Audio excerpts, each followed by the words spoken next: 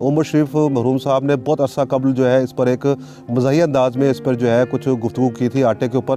तो वो मैं आपको सुनवाना चाह रहा हूँ, आप ज़रूर सुनिए इसको। एक शख्स है, मजदूर है, जो कि साइकिल पर जो जा रहा है और वो साथ साथ जो है आग पर हाथ भी सेकते हुए जा रहा है, जो कि मैं समझता हूँ कि यार ये तस्वीर लगाने की ज़रूरत नहीं थी, क्योंकि तस्वीर जो है ये कुछ और ही पेश कर रही है और ये एक अच्छा तासुर पेश नहीं कर रही।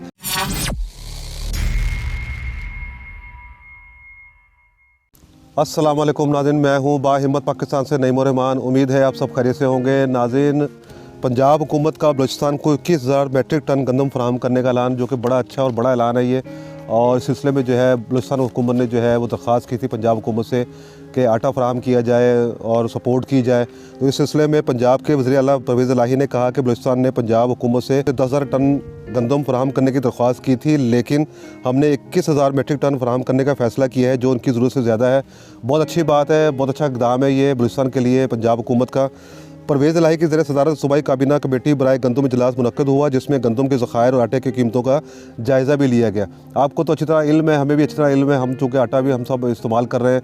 आटा बिल्कुल नापैद हो गया है और आटा इतना महंगा हो गया है कि जो कि आम इंसान के पहुँच से बहुत दूर हो चुका है।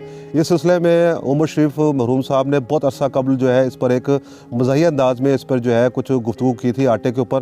तो वो मैं आपको सुनवाना चाह रहा हूँ, आप ज़रूर सुनिए इसको। आटा इतना महंगा हो जाएगा, मुझे लग रहा है कि ज़माना आएगा कि लोग बच्चियों को सोने की जगह आटे के जेवर बना के दें। आटे का टीका, आटे के बूंदे, आटे की रिंग्स, फिर बड़े फख्र से बताएंगे बच्ची को 5 किलो आटा दिया है। जी नाज़रीन, आपने गुफ्तगू सुनी, उमर शरीफ साहब की मज़ाही अंदाज में ये बात कर रहे हैं। और अगर वो आज दुनिया में होते तो ख़ुद ये चीज़ को देखते कि उन्होंने जो आज से बहुत अर्सा कबल ये बात जो की थी, आज वो सब सच साबित हुई है बात ये। और आटा वाकई सोने से ज़्यादा महंगा हो गया है, क्योंकि सोना तो हमने पहनना है, वो हमारी इतनी ज़रूरत नहीं जितनी ज़रूरत हमारा आटा है। हमारे ज़िंदा रहने के लिए जो आटा खुराक है हमारी, जो कि बहुत ज़रूरी चीज़ है, और ये वाकई सोने से ज़्यादा महंगी हो चुकी है।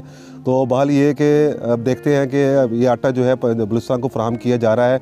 अब इसमें कितनी कमी आती है महंगाई में, आटे की महंगाई में कितनी कमी आती है, इसकी कीमतें कितनी नीचे आती हैं, और जो है ये क्या ये आटा जो है आम लोगों तक जो है ईज़िली जो है वहाँ पर तक पहुँच सकेगा, तो ये अब आने वाला वक्त बताएगा। कोयटा में जो है मज़ीद जो है सर्दी की लहर जो है वो शुरू हो चुकी है, और वहाँ पे इस वक्त -9 जो है दर्जा हरारत जो है वो चल रहा है।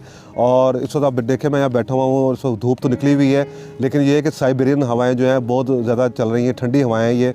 और इस वक्त मैं पंजाब में मौजूद हूँ। तो इस सिलसिले में लोग जो है वहाँ पे कोयटा में लोग जो है अपने कारोबार में मसरूफ़ भी हैं। मज़दूर तबका हो गया, कारोबारी तबका हो गया, वो अपने उसी तरह ड्यूटी पर जो है वो जा रहे हैं।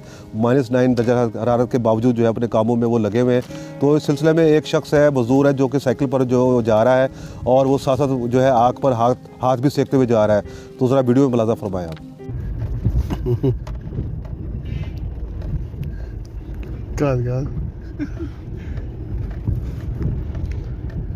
कहते हैं भाई ज़रूरत ईजाद की माँ है। और लोग इस तरह भी करते हैं, देखिए।